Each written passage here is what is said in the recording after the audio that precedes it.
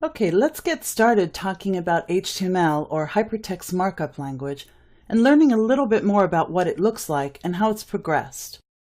So from the Chapter 1 folder, I've opened the file called Chapter 1 HTML.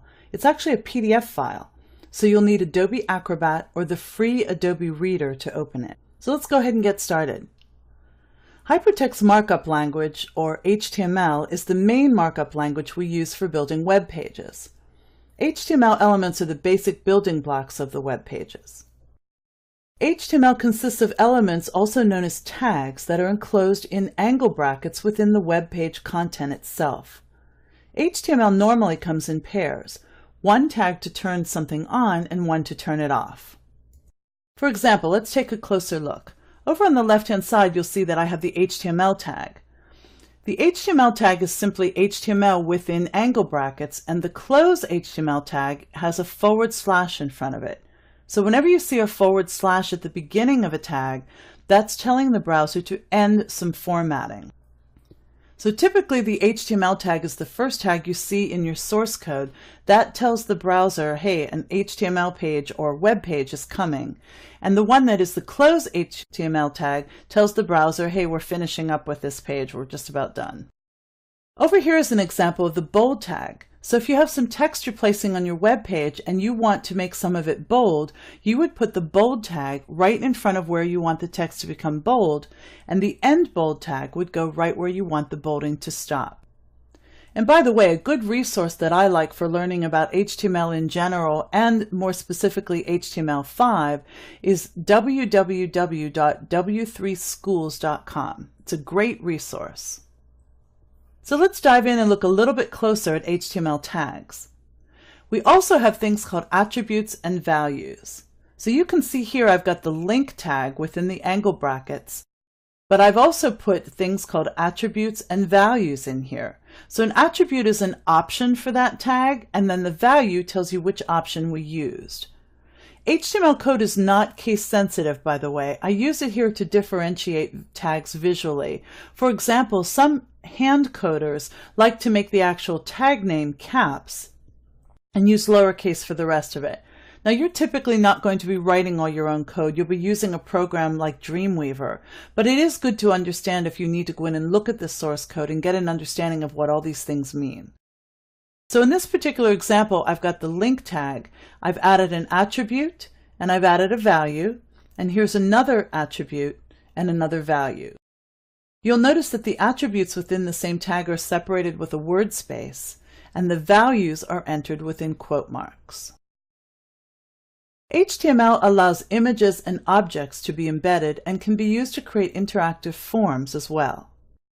So here's an example of the image tag. It's simply the letters IMG inside the angle brackets. But you have to tell it a few things, and one of the main ones is an attribute called source. So SRC is the source attribute, and that's telling the browser which photo you want to use, and in some cases you have to tell it where that photo is located. So here, source equals, and notice it's in quotations, beanblossom.jpg. That's the actual name of my photo, which happens to be this beautiful photo right here. Sometimes we have other attributes such as the alt tag. The alt tag is useful for if your user, for whatever reason, turns off graphics in their browser, or if for some reason the link gets broken, at least a line of text will appear to tell them what was supposed to show on that page. Typically that doesn't happen, but just in case it does, you can add an alt tag. A more important reason to add an alt tag would be for Section 508 compliance. So if someone who is viewing your content is handicapped and is unable to read the content or see the images on screen, they use a machine called a screen reader. In this particular case, the screen reader would tell them that the Bean Blossom Bridge photo was supposed to appear here since they are unable to view it themselves. So the source attribute defines the image name, and the image tag can have attributes such as height, width, and alt as well. We've added two. We've added source and alt, but there are other ones you can add as well. Web browsers can also refer to cascading style sheets, or CSS, to define the appearance and layout of text and other materials.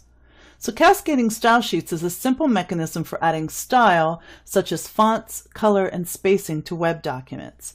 It's very similar to a program like InDesign or even Word that uses styles to lay out the content.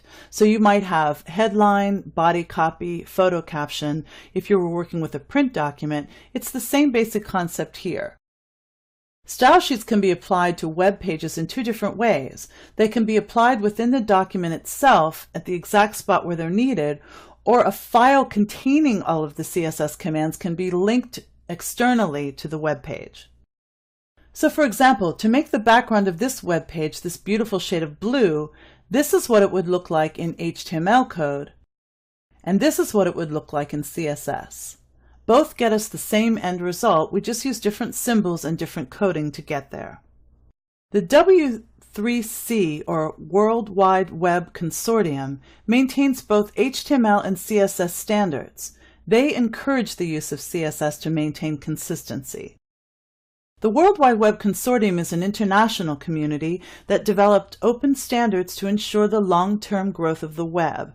You can go to their website and read more about their mission at www.w3.org. The World Wide Web Consortium meets regularly to discuss and set standards for OneWeb, which includes desktop, mobile, and print. HTML5, the latest version of hypertext markup language, is still in its infancy here today in 2011. HTML4 has been around for almost a decade now, and developers seeking new techniques to provide enhanced functionality are being held back by the constraint of language and browsers. So to give developers more flexibility and interoperability, and enable more interactive and exciting websites and applications to be created, HTML5 introduces and enhances a wide range of features, including form controls, APIs, multimedia, structure, and semantics.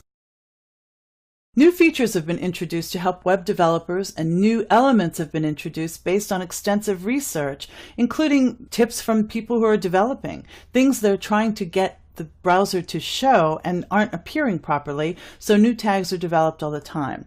Here are some examples of some tags that are supported in HTML5. Some of them are new, such as the aside tag and the canvas tag. Some have been around for a while and have just been refined. So that's a little bit of background information on working with HTML, and as we progress, we'll learn more about what tags are used specifically with HTML5.